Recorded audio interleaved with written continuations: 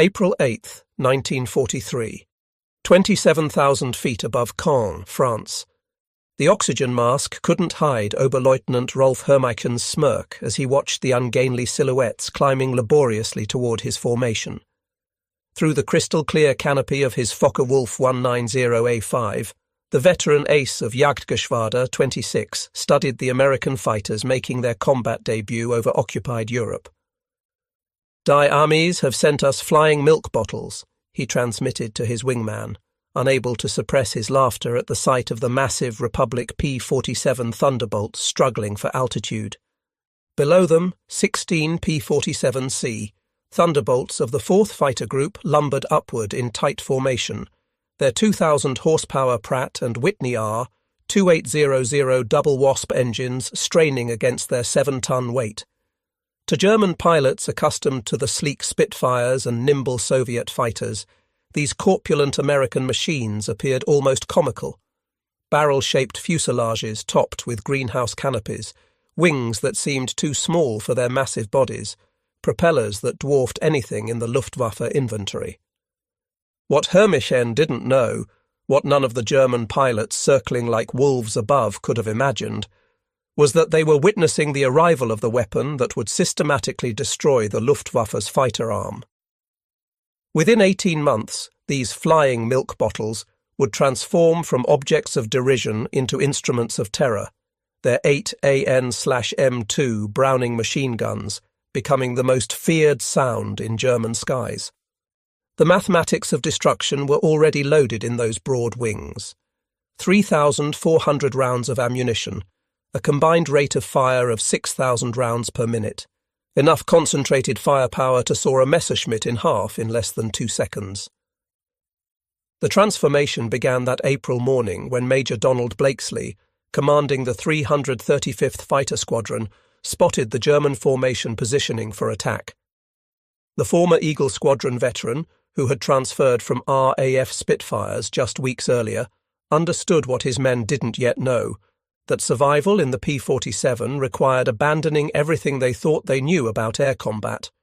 The Thunderbolt represented a radical departure from conventional fighter design philosophy. While the Germans had pursued lightweight interceptors optimized for climb and turn performance, Republic aviation had created something unprecedented, a high-altitude juggernaut that used mass, power and firepower to redefine the rules of aerial warfare. Among the 56 American pilots spread across the French sky that morning were men who would become legends, future aces whose names would strike fear into Luftwaffe hearts. But on April 8, 1943, they were novices in an untested machine, facing the most experienced fighter force in the world. The Germans had been fighting continuously since 1939, with veterans of Poland, France, Britain and Russia. The Americans had been in combat for exactly 0 days. This story is about how industrial logic defeated tactical brilliance, how quantity and quality merged into overwhelming superiority, and how German pilots' laughter turned to terror as they discovered what synchronized Browning machine guns could do to an aircraft at 400 yards. The Republic P-47 Thunderbolt had emerged from a June 1940 panic. As German fighters swept across France, Alexander Kartveli, Republic Aviation's Georgian-born chief designer, received urgent specifications from the US Army Air Corps. They wanted a high-altitude interceptor capable of matching the Luftwaffe's best. What Kartveli designed instead was a monster that redefined the possible. "It will be a dinosaur," Kartveli admitted to his design team, "but it will be a dinosaur with good proportions." The XP-47B prototype that first flew on May 6, 1941, shocked everyone who saw it. At 9,900 pounds empty, it weighed 65% more than its predecessor, the P-43 Lancer. The massive turbo-supercharger system, with its complex ducting running through the rear fuselage, gave it an almost pregnant appearance. Test pilots approaching it for the first time invariably asked the same question. This thing actually flies. Not only did it fly, it flew like nothing else at altitude. The Pratt & Whitney R 2800 double Wasp engine, an 18-cylinder radial producing 2,000 horsepower, could maintain full power at 27,000 feet, where German fighters gasped for air. The turbo-supercharger, fed by exhaust gases, delivered sea-level performance in the stratosphere, where the air was too thin for conventional superchargers. Major Hubert "Hub" Zemke, commanding the 56th Fighter Group training at Bridgeport, Connecticut, initially despised the aircraft. His unit lost 18 pilots and 41 aircraft in training accidents between September 1942 and January 1943. The P-47 killed more Americans in training than Germans would in the first months of combat. It ground-looped on landing, torque-rolled on takeoff, and dove with such enthusiasm that pilots discovered compressibility, their controls freezing as shock waves formed on the wings. But those who mastered it discovered something extraordinary. Lieutenant Robert Johnson, a farm boy from Oklahoma who would become one of America's top aces with 27 victories, described his first flight. It was like strapping yourself to a locomotive. The power was unbelievable. You didn't fly it, you aimed it.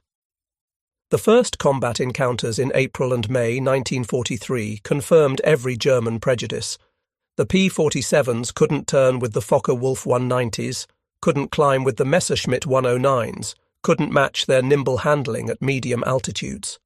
Luftwaffe pilots quickly developed tactics to exploit these weaknesses, attacking from below where the heavy Thunderbolts struggled, forcing turning fights where agility mattered more than firepower. Hauptmann Josef Pips Priller, commanding officer of Jagdgeschwader 26, reported to headquarters after his first encounter. The new American fighter is meat for the slaughter.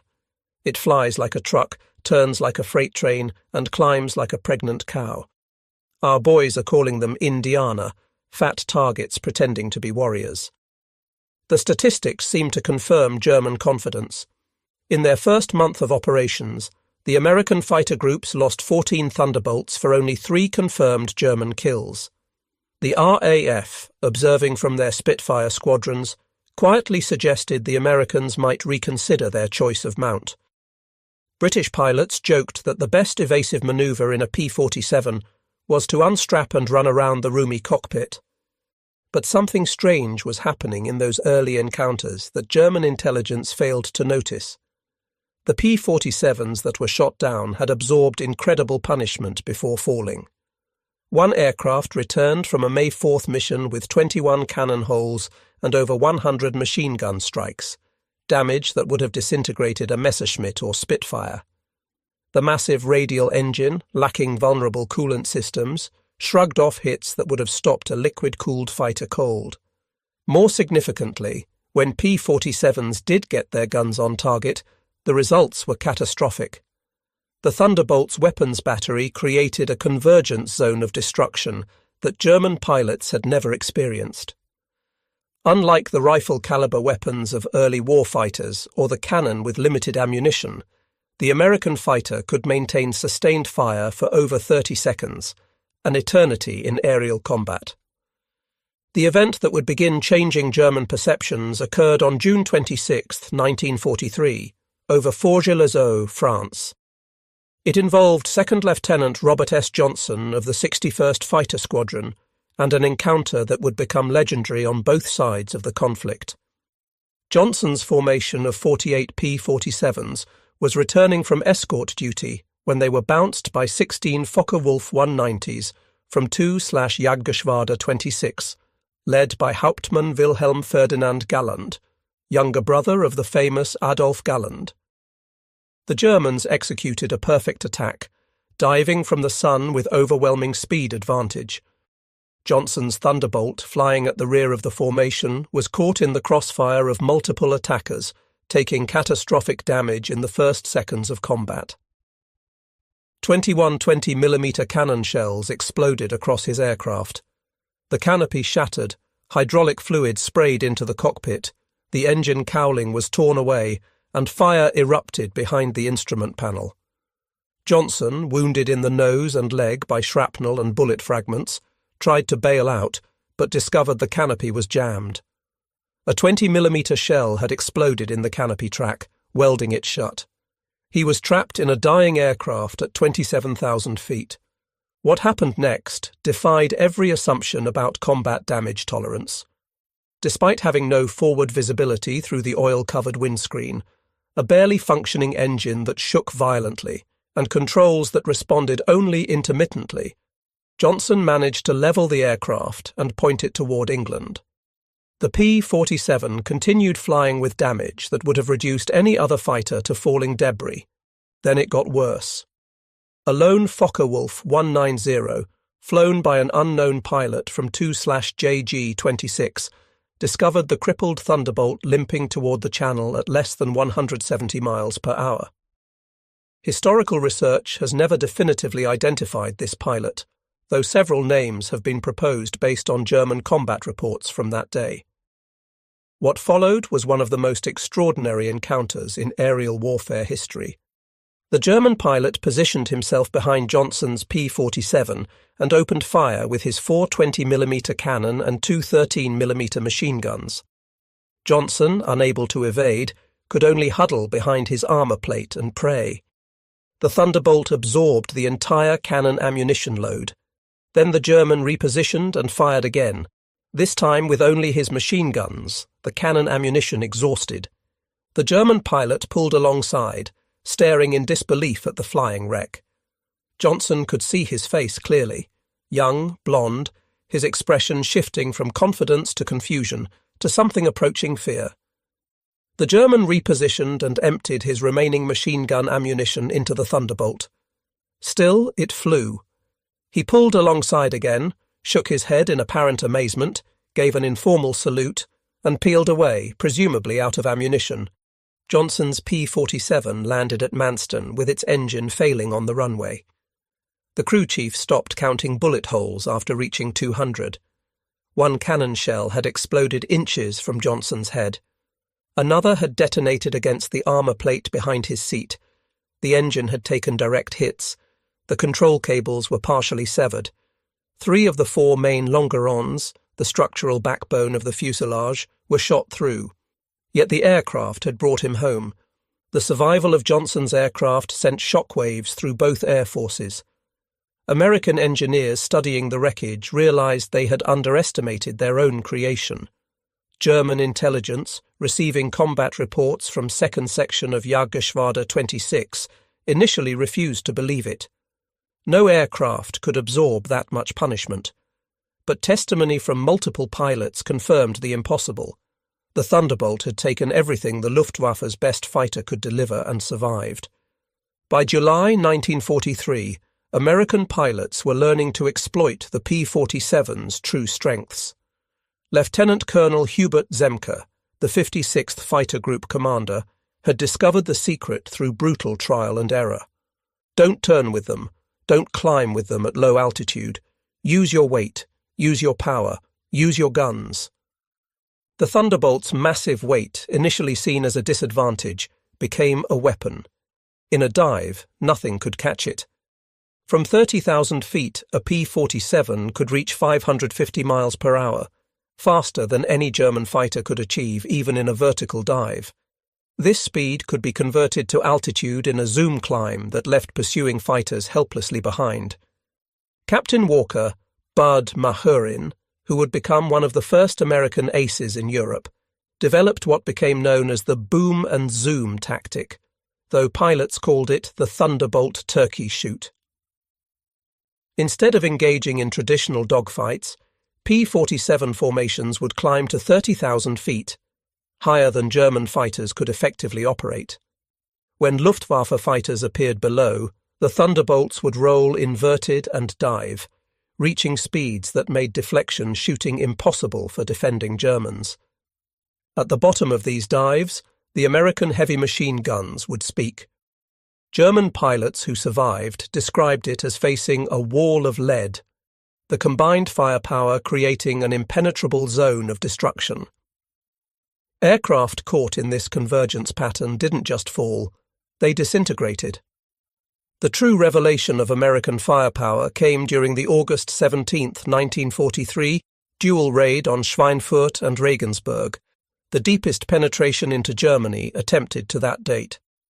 This mission would demonstrate both the P-47's limitations, its range even with drop tanks, and its terrifying effectiveness when employed properly. Major David Schilling, leading the 62nd Fighter Squadron, encountered a formation of Messerschmitt 110 destroyer aircraft positioning to attack B-17s with their heavy cannon and rocket armament.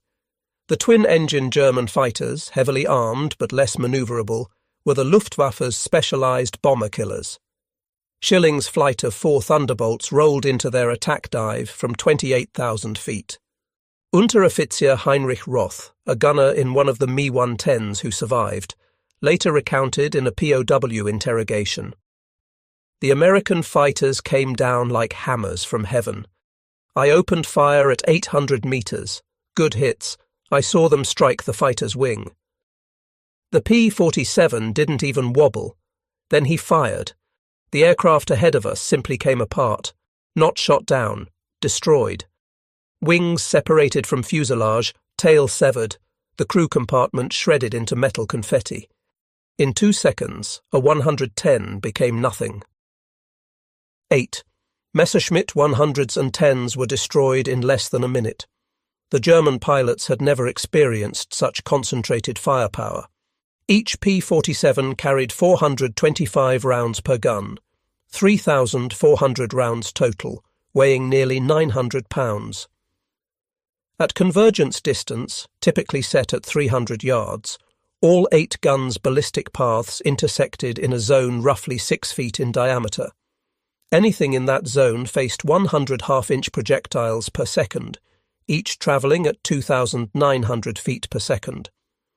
The ammunition itself was a revelation of American industrial capacity. While German fighters struggled with limited cannon ammunition, typically 120 to 200 rounds for a 20mm weapon, American pilots could maintain fire for over half a minute. The standard combat load mixed armor-piercing incendiary tracer, and standard ball ammunition in patterns designed to both destroy and ignite. Lieutenant Colonel Francis "Gabby" Gabreski, who would become the top American ace in Europe with 28 victories, described the effect. When you hit them with all 8, they don't just go down, they explode. I saw a 109 literally cut in half, the tail falling one way, the nose and wings another. The pilot never knew what hit him. By September 1943, the Luftwaffe was discovering another horrifying reality about the P-47. Its performance improved dramatically with altitude while German fighters suffered. The turbo-supercharged double Wasp engine maintained its rated power output up to 30,000 feet. German fighters, relying on single-stage or two-stage mechanical superchargers, saw their performance degrade significantly above 25,000 feet. Oberleutnant Hans Philipp, one of Germany's most successful aces with 206 victories, encountered this reality fatally on October 8, 1943. Leading Jagdgeschwader 1 against a B-17 formation at 28,000 feet over Bremen, Philipp found his Focke-Wulf 190A6 sluggish and unresponsive in the thin air. The BMW 801 engine, powerful at medium altitudes, was gasping for oxygen nearly 6 miles above the Earth. When P-47s of the 56th Fighter Group dove on his formation from 32,000 feet, the German fighters were sitting ducks. Robert Johnson, now an experienced combat pilot on his way to ace status, was flying at 31,000 feet when he spotted Philipp's distinctive Focke-Wulf with its elaborate nose art. Johnson's combat report was clinical. Opened fire at 300 yards, 30-degree deflection. Observed strikes along entire fuselage. Enemy aircraft exploded. No parachute observed. Philipp's death sent shockwaves through the Luftwaffe. If one of their best, a man who had survived over 500 combat missions on both eastern and western fronts, couldn't survive against the Thunderbolts, what chance did average pilots have? The German High Command ordered an immediate investigation into the P-47's capabilities. The report, delivered to Reichsmarschall Hermann Göring in November 1943, was sobering. The Thunderbolt's service ceiling exceeded 42,000 feet, higher than any German fighter could reach. Its dive speed approached the sound barrier. Its armour included a 3/8-inch steel plate behind the pilot, 1/2-inch bulletproof glass windscreen, and armoured deflection plates around the engine. Most disturbingly, its rugged construction allowed it to absorb damage that would destroy 3 conventional fighters and still return home. In January 1944, a new variant of the P-47 began arriving in England that would complete the transformation from laughingstock to nightmare. The P-47 D-22 featured a Hamilton standard hydromatic propeller with paddle blades, 13 feet in diameter with broad chord blades that bit into the air like massive oars. The improvement in climb rate was immediate and dramatic. Where earlier Thunderbolts had climbed at an anemic 2,200 feet per minute at sea level, the paddle blade variants could achieve 3,000 feet per minute, matching or exceeding German fighters at most altitudes. The massive propeller also improved acceleration, allowing P-47s to build energy faster in level flight. Hauptmann Heinz Knoke of Jagdgeschwader 11, a veteran with over 200 combat missions, encountered the new variants in February 1944 during a bomber interception near Hanover. He wrote in his combat diary, "The fat American fighters have learned to climb." We bounced a formation near Hanover, expecting our usual advantage. They turned into us and climbed with us. When we tried to disengage, they followed us up to 30,000 feet. Schmidt was caught and blown apart. Nothing left but smoke and fragments. These are not the same machines we laughed at last year. The paddle blade propeller did more than improve performance. It changed the sound of the Thunderbolt. The distinctive thundering roar created by the blade tips reaching supersonic speeds could be heard from miles away. German ground troops reported being able to identify approaching P-47s by sound alone, a deep, threatening rumble that meant death from above. They began calling it Donnerschlag, thunderclap. By March 1944, P-47s equipped with external fuel tanks could escort bombers deep into Germany. The standard configuration carried 2 108-gallon wing tanks, or a 75-gallon belly tank, extending range to over 1,000 miles. With the paddle blade propeller providing improved performance even when loaded, Thunderbolts could fight on equal terms immediately after dropping tanks. The Luftwaffe's response was to concentrate on the bombers, hoping to inflict enough losses to stop the American daylight campaign. But this required flying through the P-47 escort screen, an increasingly suicidal proposition. German pilots developed a grudging respect that bordered on fear for the big American fighters.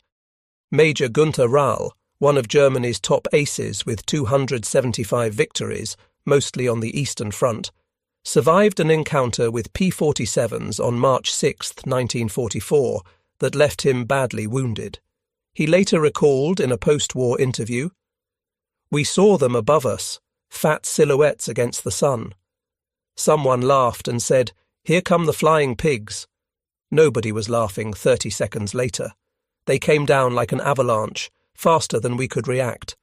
The first pass destroyed 3 of our fighters, just gone, transformed into burning debris. Their guns didn't fire in bursts like ours. They poured out solid streams of fire. Getting caught in that stream meant instant death." The escort missions revealed another P-47 advantage: endurance. While German fighters operated at maximum power settings that consumed fuel rapidly, the big American radials could cruise efficiently at high altitude. Thunderbolts could remain with the bombers for hours, rotating top cover while maintaining enough fuel for combat and return.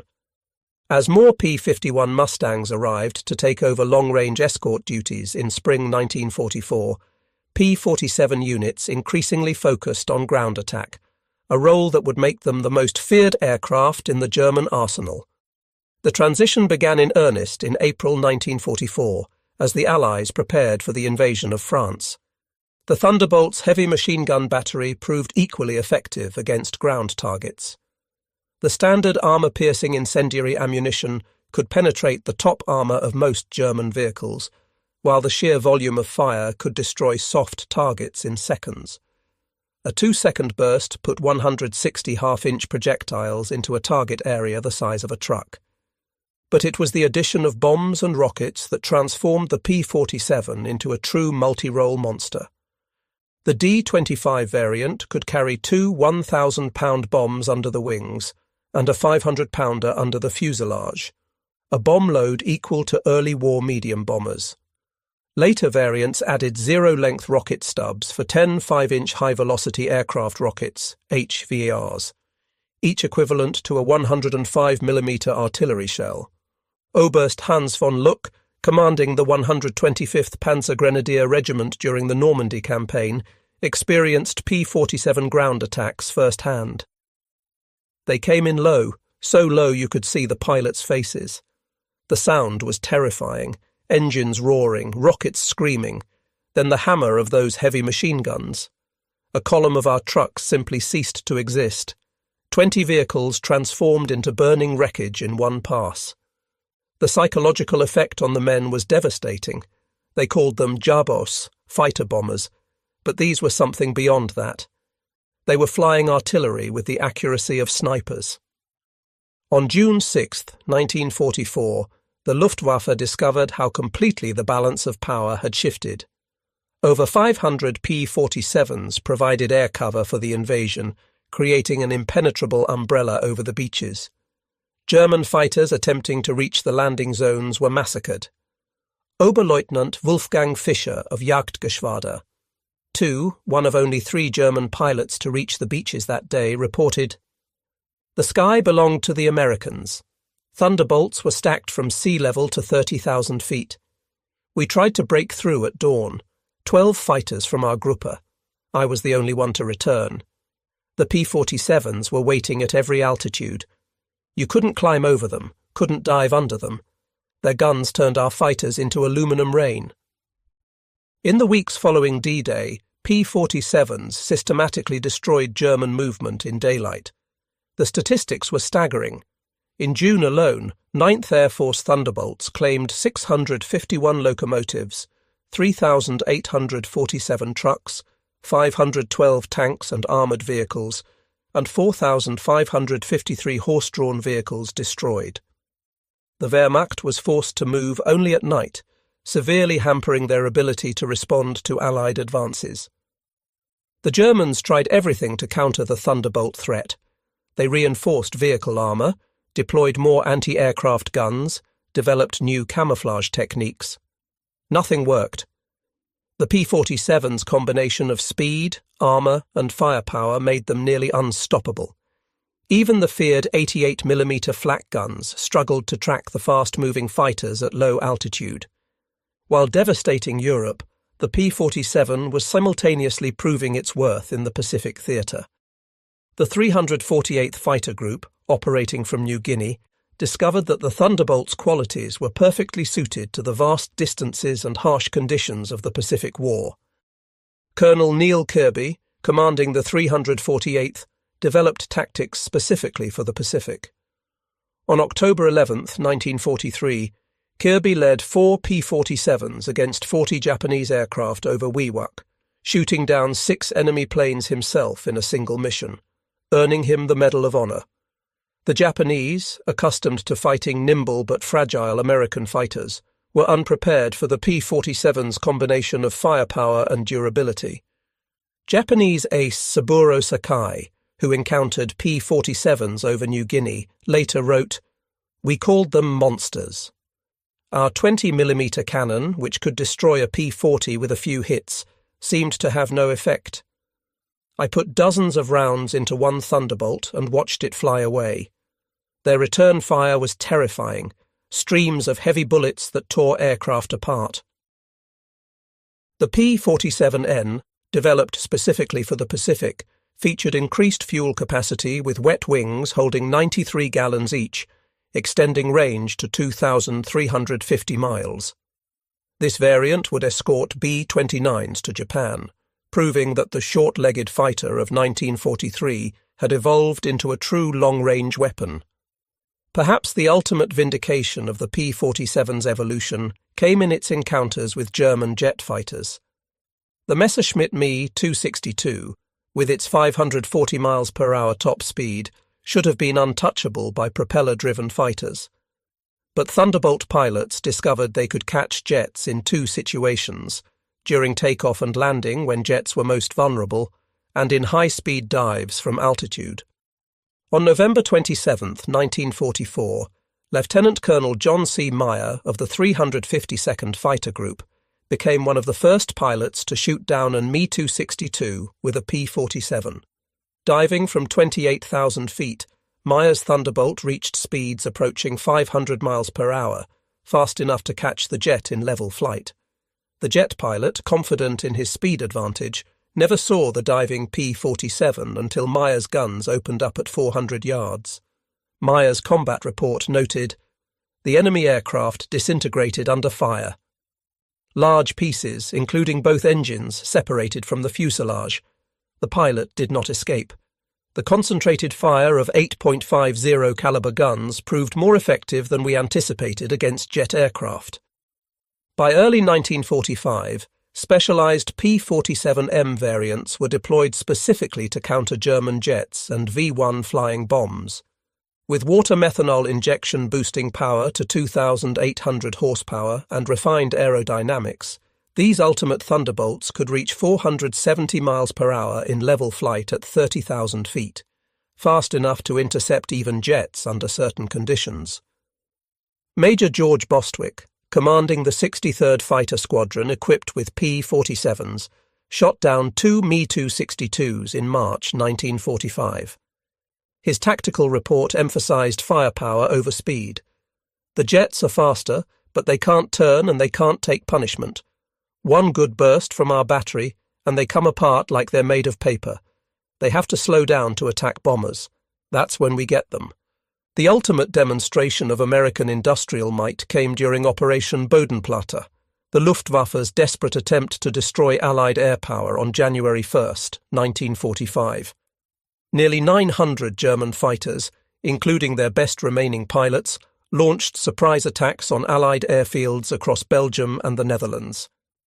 At Y-34 airfield near Metz, home to the 365th Fighter Group's P-47s, the attack initially succeeded. German fighters destroyed 22 Thunderbolts on the ground, along with several other aircraft. A captured German pilot, brought to the command post, pointed at the burning aircraft and taunted, "What do you think of that?" Major George Brooking's response became legendary throughout the 9th Air Force. He pointed to the flight line where ground crews were already pushing damaged aircraft aside and preparing hardstands for replacements. "By tomorrow we'll have 40 new ones. How long will it take you to replace your pilots?"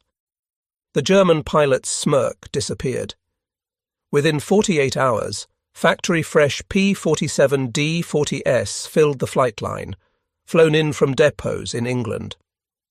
The Luftwaffe lost 271 aircraft and 213 pilots in Bodenplatte, including many irreplaceable instructors and squadron leaders. These losses they could never replace. The Americans lost 134 aircraft total across all attacked airfields, all replaced within a week. The numbers told the story of inevitable defeat. Republic Aviation produced 15,683 P-47s during the war, more than any other American fighter. At peak production, the Farmingdale factory on Long Island completed one Thunderbolt every hour around the clock. The Evansville plant in Indiana, built from empty farmland in 1942, was producing 500 aircraft per month by 1944. Each P-47D required 65,000 individual parts, 8 miles of electrical wiring, 2,000 pounds of aluminum, and 300 pounds of rubber. The engine alone contained 2,400 individual components machined to tolerances of thousandths of an inch. Yet American workers, many of them women who had never seen an aircraft before Pearl Harbor, assembled these complex machines with precision that exceeded peacetime standards. The ammunition production was equally staggering, Each P-47 sortie required 3,400 rounds of .50 caliber ammunition. With hundreds of Thunderbolts flying daily missions, ammunition consumption exceeded 10 million rounds per month by mid-1944. The Lake City Arsenal in Missouri, one of several ammunition plants, produced 30 million rounds monthly. Each cartridge was manufactured to tolerances measured in 10,000ths of an inch, ensuring reliable feeding through the synchronized gun mechanisms. The fuel consumption was enormous. Each Thunderbolt burned 100 gallons per hour in normal flight, up to 300 gallons per hour in combat with water injection engaged. The 9th Air Force alone consumed over 25 million gallons of aviation fuel monthly by late 1944, all of it shipped across the Atlantic in tankers that were themselves products of American mass production. Even more impressive than aircraft production was pilot training. By 1944, the United States was graduating 30,000 pilots annually from advanced training, more than Germany had trained in the entire war. Each P-47 pilot received a minimum of 400 hours of flight training before entering combat, including 100 hours in advanced fighters. German pilots, by contrast, were entering combat with less than 100 hours total time by war's end. The quality showed in combat. American pilots arrived in Europe trained in formation flying, instrument navigation, gunnery and tactics. They had practiced against captured German aircraft, understanding their enemy's capabilities and limitations. They knew their aircraft systems intimately, having studied technical manuals that German pilots never received. Lieutenant Eugene Roberts, arriving in England in September 1944, exemplified the American training advantage. I had 420 hours in my logbook, including 75 hours in the P-47. I'd fired at towed targets, practiced deflection shooting, studied gun camera film from actual combat. My first mission, I knew exactly what to do. The German pilot I faced couldn't have had half my experience. It wasn't even a fair fight. In March 1945, Oberstleutnant Josef Priller, the same pilot who had mocked the P-47s as pregnant cows 2 years earlier, was interviewed by German propaganda officials seeking to boost morale. His statement, deemed too demoralizing for publication, revealed the complete transformation in German attitudes. The Thunderbolt is the best fighter bomber ever built. Its firepower is unprecedented. Weapons that never jam, never overheat, never run out of ammunition in normal combat. It carries bombs like a medium bomber, fires rockets like artillery, and fights like a fighter when needed. But beyond the machine is what it represents: unlimited American production. They lose 10, they build 20. We lose 1, it's gone forever. Their pilots arrive better trained than our instructors. They have fuel for training, ammunition for practice, spare parts for everything. We have nothing but courage, and courage without resources is just delayed defeat. We laughed at them in 1943. We're not laughing now. When you hear those guns, you know death has come calling. The sound haunts us. Mechanical, precise, unstoppable. Like everything American, it's about overwhelming material superiority. They didn't beat us through better tactics or braver pilots. They buried us under an avalanche of steel and lead. By April 1945, the Luftwaffe existed largely on paper. Fuel shortages grounded most aircraft. Experienced pilots were dead or captured. Airfields were cratered ruins. But even with aircraft and fuel, German pilots faced an impossible equation.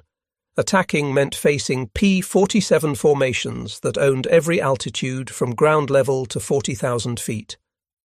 Feldwebel Klaus Bretschneider, one of the last German pilots trained in 1945, flew exactly one combat mission before the war ended. His encounter with P-47s over Leipzig lasted 12 seconds.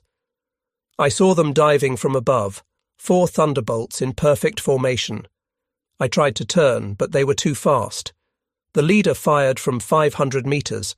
My aircraft shook like it was hit by sledgehammers. The engine exploded, the wing separated. I barely escaped.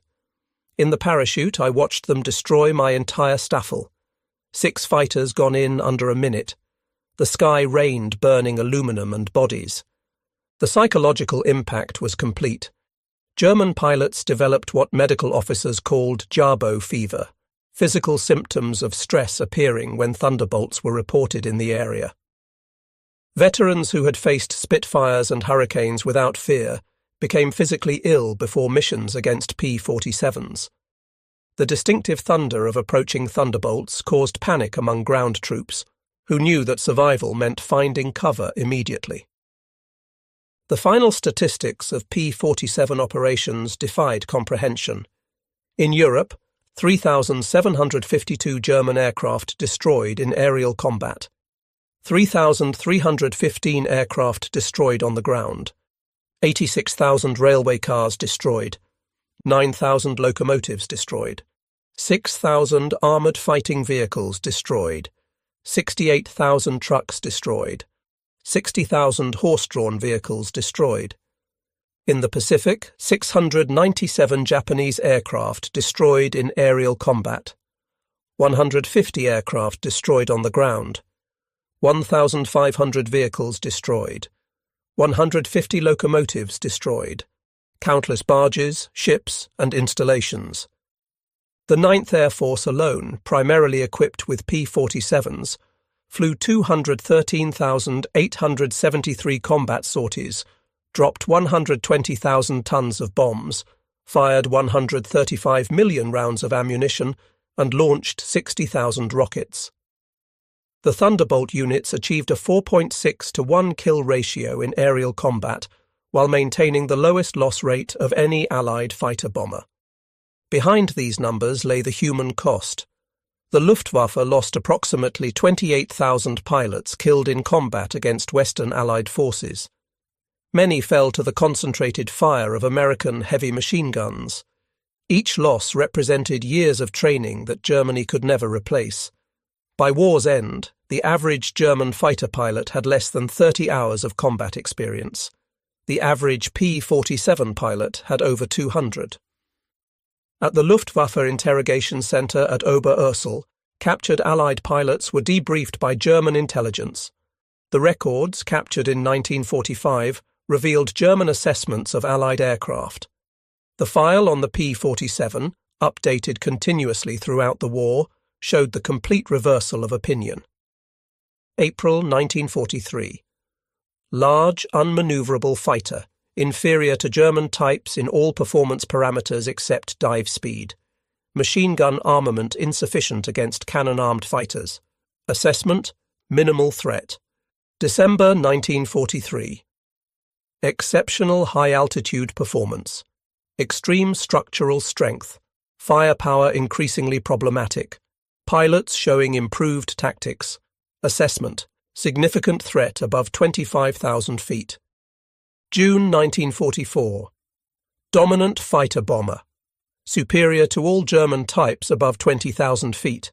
Firepower devastating against all target types. Structural strength makes shoot-down extremely difficult. Assessment: critical threat at all altitudes. March 1945. Best fighter bomber of the war.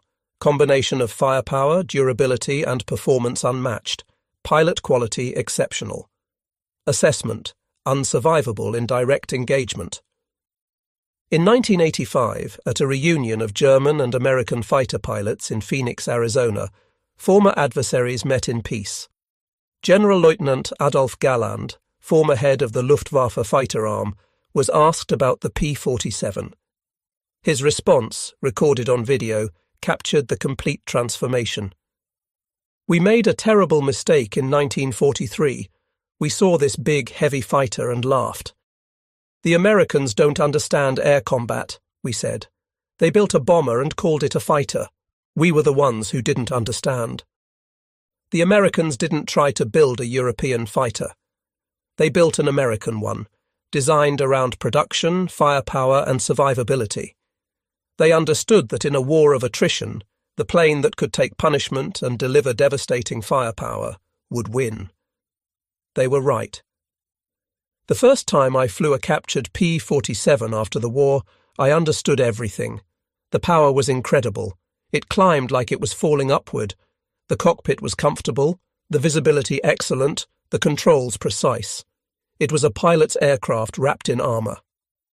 But what really impressed me was realizing that America built over 15,000 of these complex machines while fighting a two-ocean war. Each one required an engine more complex than anything Germany produced, yet they built them faster than we could build simple fighters. That's when I knew we never had a chance. Those guns, we called them Roosevelt's piano because of the sound they made. Once you heard that sound, you never forgot it. Many of my friends heard it for the last time.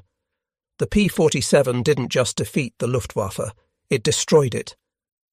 The P-47's design represented American industrial philosophy perfectly, brute force engineering backed by unlimited resources. Every component was overbuilt, overpowered, and over-engineered. The wing spars could support 40,000 pounds, 3 times the aircraft's loaded weight.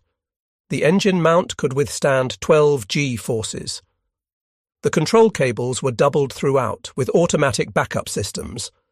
The ammunition feed system alone was a marvel of engineering.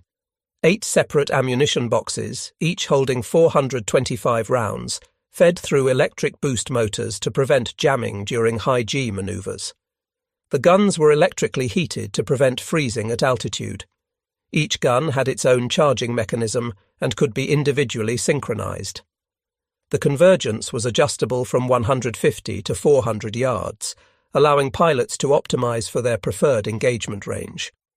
Even after the war, some German veterans maintained that the P-47 won through quantity, not quality, that German fighters were technically superior but overwhelmed by numbers. The combat records tell a different story. In engagements where numbers were equal, P-47s consistently prevailed. The heavy machine gun armament, dismissed as inferior to cannon, proved more effective in actual combat. Analysis of gun camera footage revealed why. Cannon shells, while individually more destructive, required precise aim and had limited ammunition, typically 120 to 200 rounds total. The P-47's weapons created a probability cloud of bullets that guaranteed hits even with imperfect aim. At typical engagement ranges, a 2-second burst put at least 20 rounds into a fighter-sized target, enough to ensure destruction. The ammunition itself was superior. American .50 caliber armor-piercing incendiary rounds used a delayed action fuse that ensured penetration before detonation. The incendiary compound burned at 3,000 degrees Fahrenheit, hot enough to ignite aluminum structure. German 20mm shells, while heavier, often exploded on surface contact, causing spectacular but sometimes superficial damage. The P-47 Thunderbolt remains the heaviest single-engine piston fighter ever mass-produced. Its empty weight of 10,000 pounds exceeded the gross weight of some twin-engine fighters. Its engine produced more power than entire bomber formations from the previous war. Its weapons delivered more firepower than a squad of infantry. Yet it was built by the thousands, flown by kids barely out of high school, and maintained under combat conditions by mechanics who learned their trade in weeks. The transformation of German opinion from mockery to terror took less than 2 years. In that time, the flying milk bottle became the most feared aircraft in the Luftwaffe's experience. Veterans who had faced Spitfires, Hurricanes and Soviet Yaks without flinching spoke of P-47s in hushed tones decades after the war. At the United States Air Force Museum in Dayton, Ohio, a restored P-47D sits among other legendary fighters. Its placard lists specifications and battle honors. But the real story is told by a small display case containing spent .50 caliber shells and a strip of gun camera film showing a Focke-Wulf 190 disintegrating under fire. Below the display is a quote from an unnamed German pilot, taken from a 1945 interrogation report. "We laughed when we first saw them. Fat, ugly American fighters that couldn't turn, couldn't climb, couldn't fight. We stopped laughing when we realized they didn't need to turn or climb. They just pointed those guns at you and you ceased to exist. The laughter died with our comrades. The P-47 Thunderbolt entered combat as an object of derision and ended the war as an instrument of annihilation. In between, 8 synchronized Browning machine guns rewrote the rules of aerial warfare and buried the Luftwaffe under an avalanche of lead. German pilots had laughed at the ungainly American fighter in April 1943. By May 1945, there were no German pilots left to laugh. The thunder had spoken, and the sky belonged to America.